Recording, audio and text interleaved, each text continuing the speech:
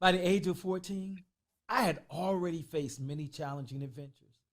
I was born prematurely, survived scarlet fever, and my parents went through a divorce. I was a survivor. Graduating high school should be a breeze. How hard can it be to learn to swim and pass a foreign language class? I asked myself.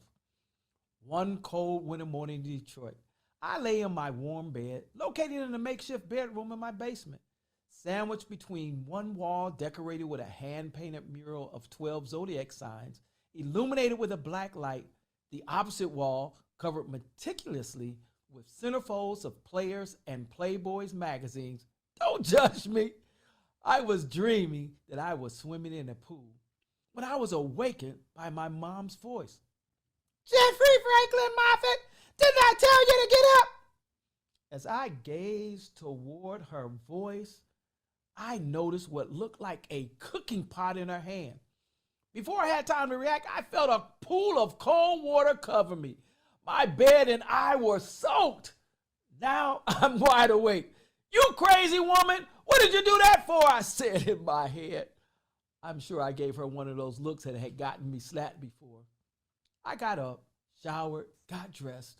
However, I'm not looking forward to my swim class today. Have you ever had that voice in your head talk to you? The one in my head started talking to me, telling me that I needed to pass my swim class and foreign language class in order to get into Michigan State to study accounting. I responded to the voice with another voice. Yep, I sure do. Don't y'all act like you never answered yourself before. Despite the cold and early hour, I have to make it to class. The challenge is navigating the 2 long city blocks to the bus stop in what seemed like 2 feet of snow. I'm glad I had my friend Frank Zappa with me as my personal snow companion. At least in my head he was. It was too cold to open my mouth to sing, so I narrated the song in my head. Here we go, trudging through the tundra. Don't eat no yellow snow, going where the Eskimos go. It was 100 degrees below zero, and my mama cried, don't you eat no Mountain snow, don't you be no Eskimo. I promise it sounded like Frank Zappa in my head. I made it to the bus stop, and I felt like an Eskimo. It was cold. Fare, please, the bus driver cried.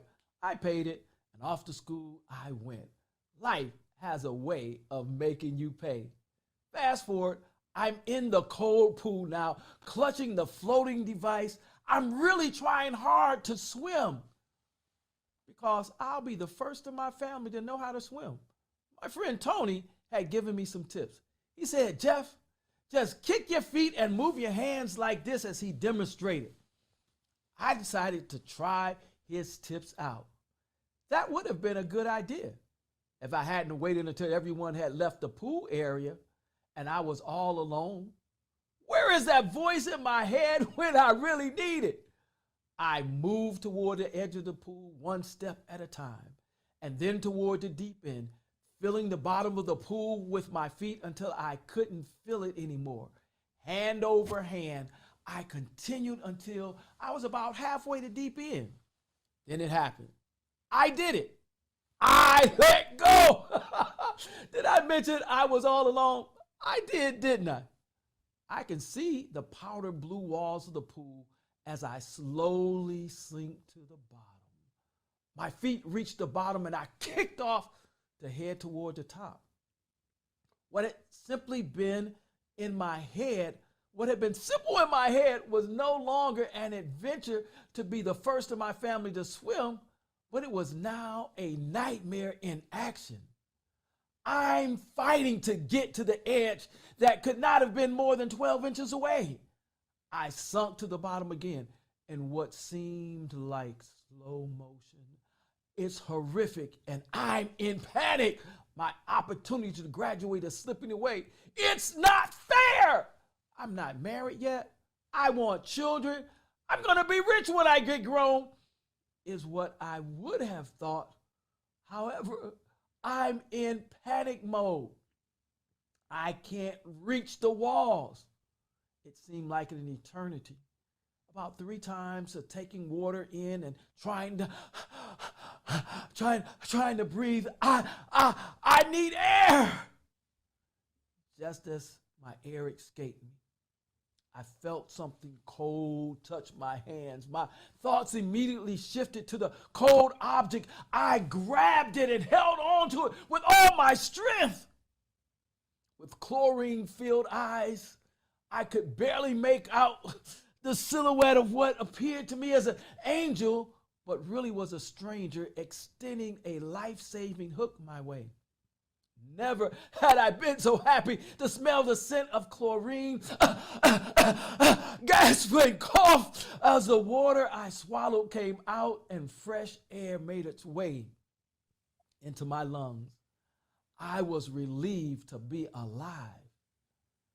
After that day, I knew I couldn't go back to that swim class. I learned that I could be excused from swimming if I got a doctor's excuse. It wasn't the way I planned it, but it worked, and I was grateful just to be alive. I learned an important lesson about perseverance, survival, and life's adventure. By the way, I graduated my class. I became a freshman, just not at Michigan State, but fresh to Army boot camp. 1, 2, 3, 4. 2 years after a 20-year Army career, I finally earned a bachelor's degree.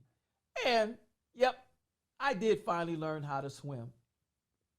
As I look back on that experience, I realized that life is full of challenges. And you never know when you might find yourself sinking in the pool of life. But if you keep fighting, if you keep pushing through your struggles and the obstacles, you will reach the surface and come out stronger on the other side, my friends, because life is an adventure waiting to be experienced. Thank you.